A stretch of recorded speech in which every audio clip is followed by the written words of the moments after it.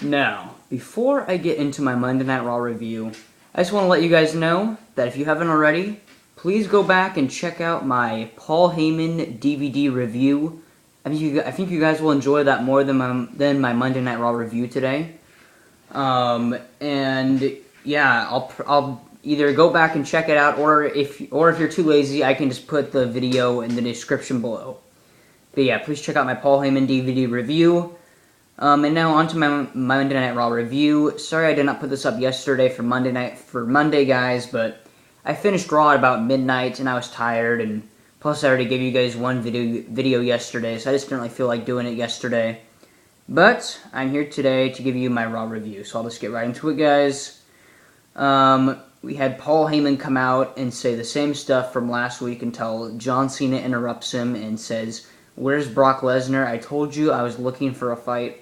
And then Paul Heyman says, "Well, I was hoping to save it for Night of Champions and for the WWE Network for $9.99 a month." What a surprise, they're making a WWE Network plug. Who would have known? They never ever do that. And that Brock Lesnar was on a private jet and hasn't gotten here yet. And then John Cena grabs Paul Heyman and says that if Brock Lesnar doesn't show up to Raw, Cena will fight Heyman. Then Heyman says he will let Cena know when Lesnar comes to Raw. But Cena doesn't trust Paul Heyman and holds him hostage backstage. So all in all, a good start to Raw. I'm glad that Paul Heyman and John Cena did not talk for like 20 or 30 minutes to start off the show. It was a short promo. It did what it needed to do, and he held him hostage. So, pretty decent start to Raw here. And then after commercial, you see on the WWE app that we see John Cena put Paul Heyman in John Cena's locker room, and John Cena has the Great Khali guard the door. So, and after he had the Great Khali guard the door, I was kind of predicting. I was like, now this is what's going to happen. While the Great Khali is guarding the door, Brock Lesnar is going to come by, beat up the Great Khali, save Paul Heyman, then hide in Cena's locker room, and then when Cena comes back, he'll have like a brawl with John Cena backstage. Unfortunately, that did not happen at all, unfortunately. Then we had Chris Jericho versus Kane, and Chris Jericho won. It was a decent match to start off Raw. That's all I'm going to say for that. And then we had Jack Swagger versus Bo Dallas. And isn't this match supposed to be for Night of Champions? I was kind of confused on why this was on Monday Night Raw. This should not have been on Raw. This should have been saved for Night of Champions. But maybe they just don't have enough room on the card. I don't know. But I was kind of wondering though on why that was on here. And Jack Swagger wins by submission. So not too bad of a match. But again, this should have been saved for Night of Champions. Then we had Brie Bella and AJ versus Nikki Bella and Paige. And Nikki and Paige won. Nikki attacks Brie after the match, and then Paige starts to skip around the ring. And AJ mocks her skipping outside the ring, so I thought that was kind of funny. But I was kind of like, what the hell are these two doing? So, yeah, that it was a pretty decent Diva tag team match. Probably the best of the night, but it was a decent Diva tag team match. And at Night of Champions, we will see Nikki Bella versus Paige versus AJ for the Divas Championship. So that could be a decent Divas Championship, and I'm glad that it's not just Nikki and Paige, because Paige would just wipe the floor with Nikki. So adding AJ and having it be a triple threat match, I think will be even better for it. So, yeah. Then we had Bray Wyatt cut a short promo saying how the Big Show is like Goliath, and that he will take the giant down, etc. And this was on the Titantron. Then Paul Heyman tries to get out of John Cena's locker room, to call Brock Lesnar since there is no cell reception.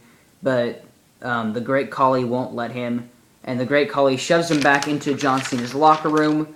And he takes Paul Heyman's phone, drops it on the ground, and smashes it. And then he picks it up, and then he's like, hello, and he tries to answer it, and he's like, well, you're definitely not getting any cell reception now. So I thought that was pretty good, and usually I hate seeing the Great Khali on Raw. I'm like, why is he on Raw?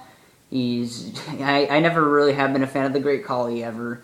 But seeing him as a bodyguard isn't really that bad. As long as he's not wrestling, I got no problem with him being a bodyguard. And it wasn't too bad.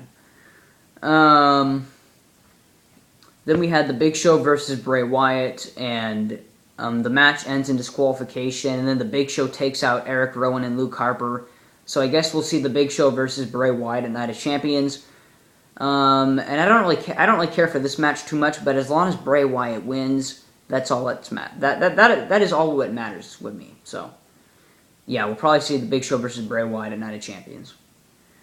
Then we had the Sheamus and the Usos versus Goldust and Stardust and Cesaro. Sheamus' team won, but I did not really care for the 6-man tag team match because even adding Sheamus and Cesaro, we have seen the Usos versus Goldust and Stardust for about 5 straight weeks now, and when they have the same repetitive matches, I get tired of it and I just don't care for them. So, yeah, I didn't really care for the 6-man tag team match.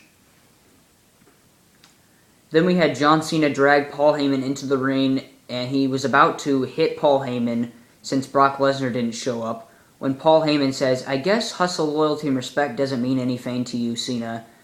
And he was saying how John Cena isn't a bully, and that if John Cena hit Paul Heyman, then John Cena would be a bully, and then he would be exactly what Paul Heyman wanted him to be this whole time for their match with Brock Lesnar at Night of Champions. But we all know John Cena, he's not a bully. He can't hurt people he's not a bully, and that's just not his moral code and all that. And then Paul Heyman was egging Cena to hit him. And Paul Heyman says, "Cena's got no balls," or something like that. I can't remember what he said. He said something like that, pissed John Cena off. And then John Cena pushed Paul Heyman out of the ring. And then finally Brock Lesnar comes out, looks to walk away with Paul Heyman after he picks up Paul Heyman. But then, surprisingly, John Cena and Brock Lesnar brawl until security breaks them up. And during the brawl, to start out with, when Lesnar charged the ring, he did a couple of suplexes to Cena. But then when he started to... And then when he was in the ring with Paul Heyman, then John Cena ran back into the ring, started to beat up Brock Lesnar.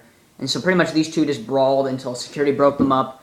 But either way, it was a pretty good brawl, and it was nice to just see them brawl and enough talking. So I was glad to see them finally brawl. And I'm glad that they did, because usually I know the heel philosophy.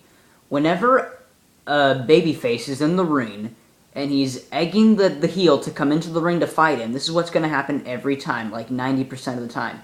The heel is going to get up on the apron, on the apron of the ring, hold the ropes, look like as if he's about to get into the ring, and then he's going to jump down and walk away. So I'm glad they did not do that with Brock Lesnar, because if they did, that would have kind of pissed me off. So I'm glad that they brawled, but since that John Cena got the better of Brock Lesnar, it's pretty obvious to me now that Brock Lesnar will win at Night of Champions, which I'm glad about. But I'll get into that with my Night of Champions preview and predictions later on this week. Then we had Naomi versus Cameron. Naomi wins by submission. Didn't really care for this match too much. Then we had R-Truth and Dolph Ziggler versus The Miz and Sandow. Dolph Ziggler's team won. Didn't really care for that match either. Then we had Seth Rollins versus Roman Reigns. Roman Reigns wins.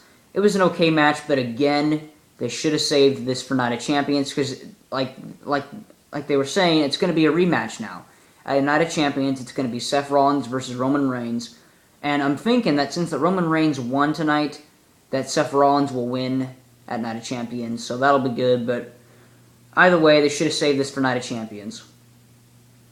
Then we had Mark Henry's rally for the USA segment, where Michael Cole interviewed Mark Henry until Lana and Rusev interrupted. And then, as Mark Henry was saying the Pledge of Allegiance, then Rusev got into the ring, and Mark Henry and Rusev brawl. And then Rusev almost gets Mark Henry into the Accolade submission hold until Mark Henry gets out of it and fights back. And once he fought back, then Rusev retreated. And this was a decent segment.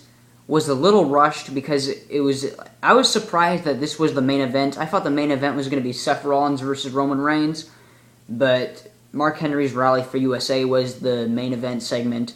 But, and since it was getting near at the end of the show, I can get why they had to rush through it. But, again, decent segment. But we'll probably see Rusev win at Night of Champions. So for all in all, Raw did a pretty good job building for Night of Champions. The Paul Heyman Cena segments were good, and it was nice to see Brock Lesnar and John Cena brawl. And most of the matches were good tonight. Like, I liked Seth Rollins versus Roman Reigns, Nikki Bella and Paige versus Brie Bella and AJ was decent. Chris Jericho versus Kane was all right. So I mean, they had a couple of good matches for Raw. Was this Raw the most exciting show? Of course not. But it built towards Night of Champions. It did what it needed to do. And that's that. So that's all I really got to say for Raw, guys. Let me know what you think of Raw this week. Did you like it? Did you not really care for it? Like, comment, all that good stuff. And like I said, please go back and check out my Paul Heyman DVD review. And that's going to do it for today, guys. But I will talk to you later this week.